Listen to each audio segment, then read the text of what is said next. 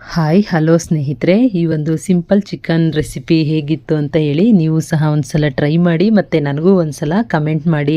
ಮತ್ತು ನಾನು ಇನ್ನೊಂದು ವಿಚಾರವನ್ನು ಮಾತಾಡೋದಕ್ಕೆ ಬಂದಿದ್ದೀನಿ, ಇನ್ನೊಂದು ವಿಚಾರವನ್ನು ಹಂಚ್ಕೊಳ್ಳೋದಕ್ಕೆ ಬಂದಿದ್ದೀನಿ. ಅದೇನು ಅಂತಂದರೆ, ನಾನಂತೂ ತುಂಬ ಕಣ್ಣಾರೆ ಕಂಡಿರುವಂಥದ್ದು, ನಮ್ಮ ಫ್ಯಾಮಿಲಿಗಳಲ್ಲೂ ಸಹ ನಡೆದಿರುವಂಥದ್ದು, ಮತ್ತು ಅದನ್ನೇ ನಾನು ಹಂಚ್ಕೊಳ್ಳೋದಕ್ಕೆ ಬಂದಿರುವಂಥದ್ದು.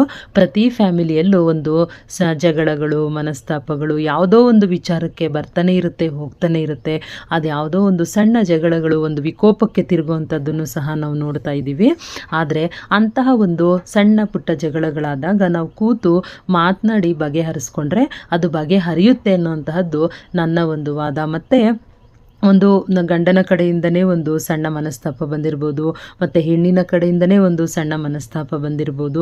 ಅದು ವಿಕೋಪಕ್ಕೆ ಹೋಗುವಂತಹದ್ದು, ಗಂಡ ಹೆಂಡತಿ ಜಗಳ ಮಾಡಿ ಹೊಡೆದಾಡ್ಕೊಳ್ಳೋಂಥದ್ದಾಗಿರ್ಬೋದು.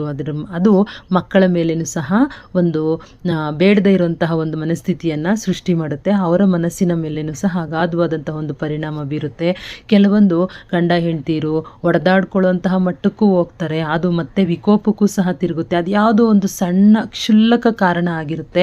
ಮತ್ತೆ ನಾವು ಕೂತು ಯೋಚನೆ ಮಾಡಿದಾಗ ಗೊತ್ತಾಗುತ್ತೆ ಅದು ಒಂದು ಸಣ್ಣ ಕಾರಣ ಅಲ್ವಾ, ಈ ಕಾರಣಕ್ಕೆ ನಾವು ಇಷ್ಟೊಂದು ಕೋಪ ಮಾಡ್ಕೊಂಡ್ವಾ, ಇಷ್ಟೊಂದು ಜಗಳ ಮಾಡಿದ್ವಾ, ಇಷ್ಟೆಲ್ಲ ವಿಕೋಪಕ್ಕೆ ತೆಗೆದುಕೊಂಡು ಹೋಯ್ತಾ, ಮತ್ತು ದೊಡ್ಡವರೆಲ್ಲ ಬುದ್ಧಿ ಹೇಳುವಂತಹ ಸ್ಥಿತಿಗೆ ಹೋಗ್ತೀವಿ. ಮತ್ತು ಅದು ಇನ್ನೇನೋ ಒಂದು ವಿಕೋಪ ಸ್ಥಿತಿಗೆ ಹೋಗುತ್ತೆ. ಗಂಡ ಹೆಂಡತಿನ ಹೊಡೆಯುವಂಥದ್ದು, ಹೆಂಡ್ತಿನೂ ಸಹ ಒಂದೊಂದು ಬಾರಿ ಗಂಡನ ಹೊಡೆಯುವಂಥ ಪ್ರಸಂಗಗಳು ಸಹ ನಡೆಯುತ್ತೆ.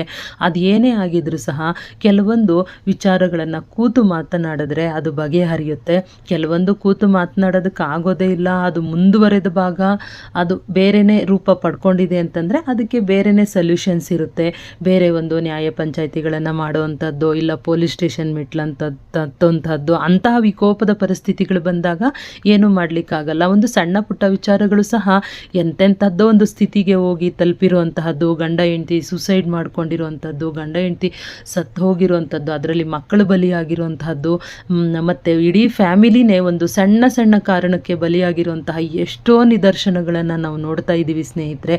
ಅದು ಎಂಥದ್ದೇ ಪರಿಸ್ಥಿತಿ ಆದರೂ ನಾವು ಸಮಯಕ್ಕೆ ಹೊಂದಿಕೊಳ್ಳೇಬೇಕಾಗುತ್ತೆ. ಅದು ಎಂಥದ್ದೇ ಒಂದು ಜಗಳ ಮುನಿಸುಗಳು ಬಂದಾಗ ನಾವು ಕೂತು ಮಾತನಾಡಬೇಕು. ತಾಳ್ಮೆ ಅನ್ನುವಂಥದ್ದು ಇರಲೇಬೇಕಾಗುತ್ತೆ. ಆ ತಾಳ್ಮೆ ಕೆಟ್ಟಾಗ ಏನು ಬೇಕಾದರೂ ಆಗ್ಬೋದು ಅನ್ನೋದಕ್ಕೆ ಕೆಲವೊಂದು ಈಗಾಗಲೇ ನಮ್ಮ ಕಣ್ಣು ಮುಂದೆನೇ ಎಷ್ಟೋ ನಿದರ್ಶನಗಳು ನಡೀತಾ ಇದ್ದಾವೆ. ನಾವು ತಾಳ್ಮೆ ಕೆಡಿಸ್ಕೊಂಡು ಜೋರಾಗಿ ಮಾತಾಡೋದಕ್ಕೆ, ಜೋರು ಜಗಳ ಮಾಡೋದಕ್ಕೆ ತಾಳ್ಮೆ ಏನು ಅವಶ್ಯಕತೆ ಇಲ್ಲ.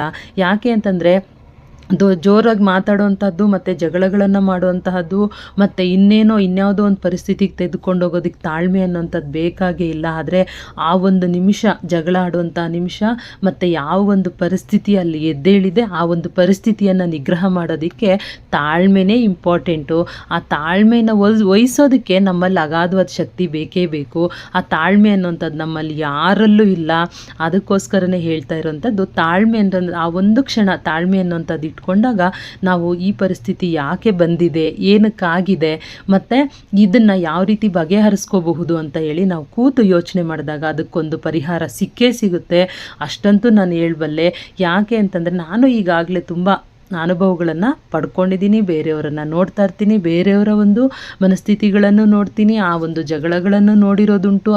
ಅದೆಂತಹ ಒಂದು ಪರಿಣಾಮ ಬೀರಿರುವಂತಹದ್ದು ಸಹ ನನಗೆ ಗೊತ್ತು. ಹೆಣ್ಣು ಮಕ್ಕಳನ್ನು ಮದುವೆ ಮಾಡಿ ಕೊಡ್ತಾರೆ, ಗಂಡನ ಮನೆಯಲ್ಲಿ ಇನ್ನೇನೋ ಒಂದು ಹಿಂಸೆಯನ್ನು ಕೊಡುವಂಥದ್ದು, ಹೊಡೆಯುವಂಥದ್ದು, ಬಡಿಯುವಂಥದ್ದು, ಆ ರೈಟ್ಸು ಸಹ ಗಂಡನಿಗಿಲ್ಲ. ಮತ್ತು ಹೆಂಡ್ತಿನೂ ಅಷ್ಟೇ ಸುಮ್ಮನೆ ಕ್ಷುಲ್ಲಕ ಕಾರಣಗಳಿಗೆ ಜಗಳಗಳನ್ನು ಆಡುವಂಥದ್ದು, ಇನ್ನೇನೋ ವಿಕೋಪಕ್ಕೆ ತೆಗೆದುಕೊಂಡು ಹೋಗುವಂತಹದ್ದು ಅವ್ರಿಗೂ ಸಹ ರೈಟ್ಸ್ ಇಲ್ಲ. ಒಂದು ಬಾರಿ ಕೂತು ಯೋಚನೆ ಮಾಡಿದ್ರೆ, ಇಲ್ಲಾಂದರೆ ತಾಳ್ಮೆ, ಆ ಒಂದು ಕ್ಷಣ ತಾಳ್ಮೆಯನ್ನು ವಹಿಸಿದ್ರೆ ಅದು ಸರಿ ಹೋಗುತ್ತೆ. ಮತ್ತು ಸರಿ ಹೋಗುವಂತಹ ಮಟ್ಟಕ್ಕೆ ನಾವು ತಗೊಂಡು ಹೋಗಬಹುದು. ಈ ರೀತಿಯಲ್ಲಿ ಎಷ್ಟೋ ಒಂದು ಜಗಳಗಳಾಗಿ ಹೊಡೆತ ಬಿದ್ದಿರುವಂಥದ್ದು, ಮತ್ತು ದೊಡ್ಡ ವಿಕೋಪಕ್ಕೆ ಹೋಗಿರುವಂತಹದ್ದಂತೂ ನಾವು ನೋಡ್ತಾನೆ ಇರ್ತೀವಿ. ಆದರೂ ಅದೇನೇ ಆದರೂ ನಮ್ಮ ಸಂಸಾರದ ಮೇಲೇ ಅಲ್ವಾ ಹೆಚ್ಚು ಪರಿಣಾಮ ಬೀರುವಂಥದ್ದು. ಮತ್ತು ನಮ್ಮ ಸಂಸಾರವನ್ನೇ ಎಲ್ಲೋ ಒಂದು ಕಡೆ ಅಸಹನೆ ಹಾದಿಯಲ್ಲಿ ತೆಗೆದುಕೊಂಡು ಹೋಗೋದಕ್ಕೆ, ಅಶಾಂತಿ ಕಡೆಗೆ ನಾವು ಜಾಸ್ತಿ ಹೋಗೋದಕ್ಕೆ ಕಾರಣ ಆಗುವಂಥದ್ದೇ ಅಂತಹ ಒಂದು ಕಾರಣಗಳೇ. ಹಾಗಾಗಿ ಎಷ್ಟೇ ಶ್ರೀಮಂತನಾಗಿರ್ಬೋದು, ಎಷ್ಟೇ ಬಡವನಾಗಿರಬಹುದು, ಅದು ಏನೇ ಆಗಿದ್ರೂ ಸಹ ಗಂಡ ಹೆಂಡತಿ ಮಕ್ಕಳು ಸಂಸಾರ ಅನ್ನುವಂಥದ್ದೇ ನಮಗೆ ಒಂದು ಅಗಾಧವಾಗಿರುವಂಥ ಶಕ್ತಿ, ಪ್ರಪಂಚದಲ್ಲಿ ಎಲ್ಲೂ ಸಿಗದೇ ಇರುವಂತಹ ಒಂದು ಖುಷಿ ಮತ್ತು ಎಲ್ಲೂ ಸಿಗದೇ ಇರುವಂತಹ ನೆಮ್ಮದಿ ನಾವು ನಮ್ಮ ಸಂಸಾರದಲ್ಲೇ ಹುಡುಕ್ಕೊಳ್ತೀವಿ.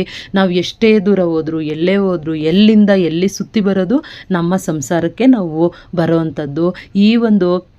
ಈ ಮಾತಂತೂ ನಾನು ತುಂಬ ಇದರಲ್ಲೇ ಹೇಳ್ತೀನಿ. ಯಾಕೆ ಅಂತಂತಂದರೆ ಇದು ಎಲ್ಲರಿಗೂ ಸಹ ಇದು ಅನ್ವಯ ಆಗೋವಂಥದ್ದೇ.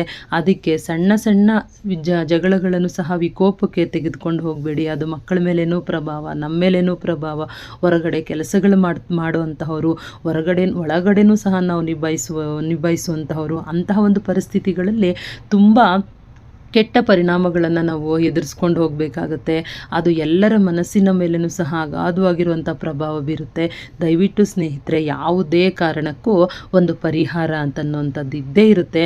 ಅದು ಎಂಥದ್ದೇ ಸಣ್ಣ ಒಂದು ಕಷ್ಟ ಆಗಿರ್ಬೋದು, ಒಂದು ದೊಡ್ಡ ಕಷ್ಟ ಆಗಿರ್ಬೋದು, ಒಂದು ದೊಡ್ಡ ಒಂದು ಮನಸ್ತಾಪ ಆಗಿರ್ಬೋದು, ಪ್ರತಿಯೊಂದಕ್ಕೂ ಸಹ ಒಂದು ಪರಿಹಾರ ಅನ್ನುವಂಥದ್ದು ಇದ್ದೇ ಇರುತ್ತೆ. ನಮ್ಮ ಸಾಂಸಾರಿಕ ಗುಟ್ಟು ಮತ್ತು ನಮ್ಮ ಸಾಂಸಾರಿಕ ಸುಖ ನಮ್ಮ ಕೈಯಲ್ಲೇ ಇರುತ್ತೆ. ಅದು ಏನೂ ಆಗಲ್ಲ ಅಂತಂತಂದಾಗ, ಯಾವುದೋ ಒಂದು ವಿಕೋಪದ ಹಾದಿ ಹಿಡಿತಾ ಇದೆ, ಬೇರೆನೇ ದಾರಿ ಹಿಡಿತಿದೆ ಅಂತಂತಂದಾಗ ಅದಕ್ಕೆ ಬೇರೆನೇ ದಾರಿಗಳಿದ್ದಾವೆ. ದೊಡ್ಡವರಿದ್ದಾರೆ, ಕಾನೂನು ಇದೆ. ಎಲ್ಲ ಒಂದು ಸಹಾಯವನ್ನು ಪಡ್ಕೊಂಡು ನಮ್ಮ ಸಂಸಾರವನ್ನು ಸರಿಯಾದ ದಾರಿಯಲ್ಲಿ ತೆಗೆದುಕೊಂಡು ಹೋಗುವಂಥ ಪ್ರಯತ್ನವನ್ನು ಪಡಲೇಬೇಕು ಪ್ರತಿಯೊಬ್ಬರೂ. ಇಲ್ಲಾಂದರೆ ಈ ಸಂಸಾರಕ್ಕೆ, ಈ ಜೀವನಕ್ಕೆ ಯಾವುದೇ ಒಂದು ಅರ್ಥ ಇಲ್ಲ. ನನಗೆ ಎಷ್ಟು ತಿಳಿದಿದೆಯೋ, ನಾನು ಎಷ್ಟು ನೋಡಿದ್ದೀನೋ ಅಷ್ಟು ನಿಮ್ಮ ಹತ್ರ ಹಂಚ್ಕೋಬೇಕು ಅನ್ನೋಂತಹ ಒಂದು ಮನಸ್ಥಿತಿ ಇತ್ತು. ಅದನ್ನು ಇವತ್ತು ಹಂಚ್ಕೊಂಡಿದ್ದೀನಿ. ನಾನು ಹೇಳಿರೋ ಅಂಥದ್ರಲ್ಲಿ ಏನಾದ್ರು ತಪ್ಪಿದ್ರೆ ಕ್ಷಮಿಸಿ. Please support me.